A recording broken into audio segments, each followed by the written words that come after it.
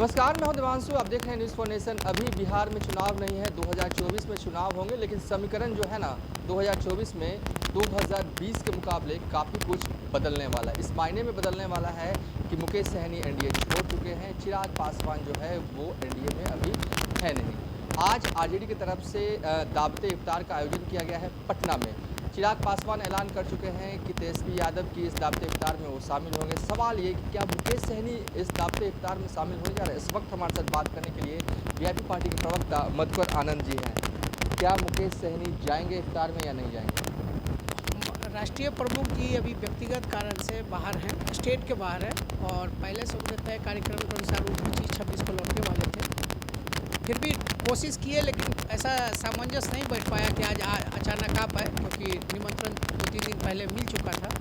सामंजस्य नहीं बैठने के कारण वो नहीं जा रहे, लेकिन पार्टी का प्रतिनिधिमंडल हमारे प्रदेश अध्यक्ष बालगोविंद जी के नेतृत्व में वहाँ 5 लोग जा रहे हैं, जिसमें देवज्योति जी हैं, स्वर्ण प्रकोष्ठ के प्रदेश अध्यक्ष विकास सिंह जी हैं, प्रदेश अध्यक्ष महोदय हैं, हम हैं, रमैया जी हैं, कुछ लोग 5 लोग वहाँ पे आज हम लोग पार्टी का प्रतिनिधिमंडल वहाँ पे प्रेजेंटेशन अपना पार्टी की ओर से रखेंगे।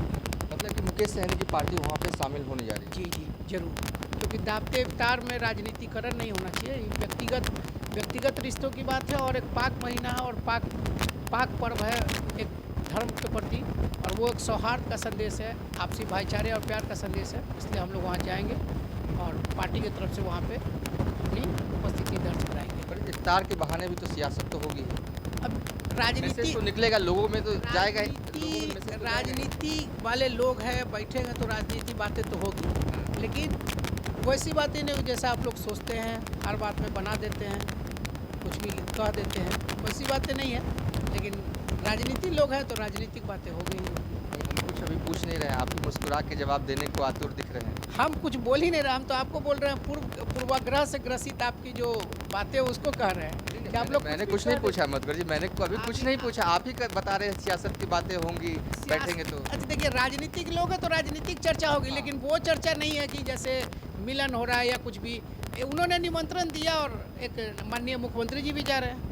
सियासत में इतना तकाजा तो रहना चाहिए कि जब निमंत्रण मिले तो जाना चाहिए। और आप भी समझते हैं बिहार का तहजीब है, आपसी रिश्ता है, भाईचारा कभी नहीं मिटना चाहिए। राजनीति अपने जगह है, व्यक्तिगत रिश्ता और भाईचारा अपनी जगह है। वैसे तो अमित साहब को भी आना चाहिए इस आरजेडी के। निमंत्रण देंगे, अगर तेजस्वी देंगे तो जरूर आना चाहिए। मिला है तो हो सकता है मुख्यमंत्री जी भी जा रहे हैं।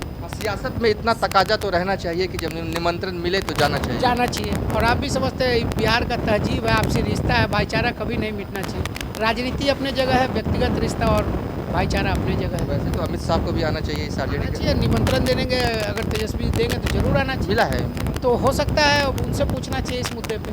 और जाना चाहिए या नहीं चाहिए, आपका क्या माइंड है? अभी देखिए, बीजेपी का भी, अगर बीजेपी के लोग एक खास धर्म के खिलाफ काम करते हैं, लेकिन उनके भी कुछ नेता रोज़ा देते हैं और सब लोग जाते ही हैं। रोज़ा को धर्म, देखिए वोट का पॉलिटिक्स अलग है, ज़मीनी राजनीतिकरण अलग है, लेकिन व्यक्तिगत भाईचारा और इस प्यार मोहब्बत दोस्ती पर्व त्यौहार अपने जगह है, ठीक है। तो इसके लिए इसको राजनीतिकरण नहीं करिए। हम लोग पार्टी के राष्ट्रीय प्रमुख के आदेश पे वहाँ पे हम लोग जा रहे हैं। मुकेश सहनी ने अभी हाल में भी कहा था कि जब वो एनडीए से बाहर हो गए थे कि अभी वो किसी दल में नहीं जाएंगे, ठीक है। और उन्होंने कहा था कि 1 साल तक वो संघर्ष करेंगे और अभी जाना भी नहीं चाहिए, क्योंकि चुनाव जो है वो 2024 में है, अभी जाने से क्या फ़ायदा? देखिए, क्या अपना फ़ायदा तलाश रहे हैं? नहीं। अच्छा, अभी फ़ायदा, जब उन्होंने, अगर फ़ायदा तलाशना होता तो बीजेपी से लड़ाई क्यों लड़ते? फ़ायदा तो सत्ता में रह के होगा ना, विपक्ष में रह के तो होगा नहीं। आप लोग जो कह रहे हो बातें प्रैक्टिकली अनएक्सपेक्टेबल है। लेकिन जो फ़ायदा मुकेश सहनी चाहते हैं वो फ़ायदा जो देगा उसी के साथ तो जाएंगे। बात तो यहाँ आरक्षण की है। चुनाव नहीं, आप ही दोनों बात कर रहे हैं। अब आरक्षण की बातें चुनाव में हो। अच्छा, चुनाव आरक्षण की बातें अभी कर रहे हैं आप, तो उनको हम लोग से आपका व्यक्तिगत रिश्ता तो अच्छा है। आरक्षण का मांग उन्होंने कब बंद किया? सत्ता में आने के बाद भी कभी बंद किया है तो बताइए। कुर्सी जाने के 2 महीना पहले पेपर में ऐड भी दिए कर्पूरी ठाकुर जी जयंती के वक्त कि हमारा आरक्षण बढ़ाया जाए। उस समय तो कोई ऐसा विवाद नहीं था। आप लोग अपने हिसाब से परसेप्शन बनाते बिगाड़ते हैं, हमारे तरफ से कुछ नहीं। एक आखिरी सवाल है, आपने कहा कि व्यक्तिगत रिश्ते हैं, न्योता आया है तो जाना चाहिए, इस तरह का माहौल सियासत में होना चाहिए, ठीक है।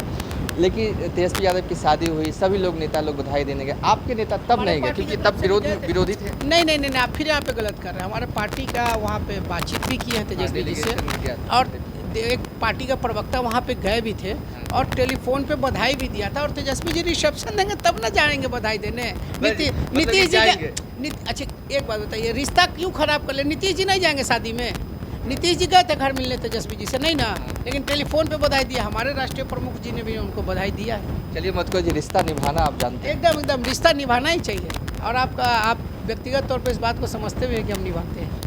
चलिए थे वीआईपी पार्टी के प्रवक्ता मधुकर आनंद जो कह रहे हैं कि वीआईपी पार्टी का एक डेलीगेशन जो है वो आरजेडी के इस इफ्तार पार्टी में जाएगा। फिलहाल अभी तक के लिए इतना ही। आप देखते रहिए न्यूज़ फॉर नेशन।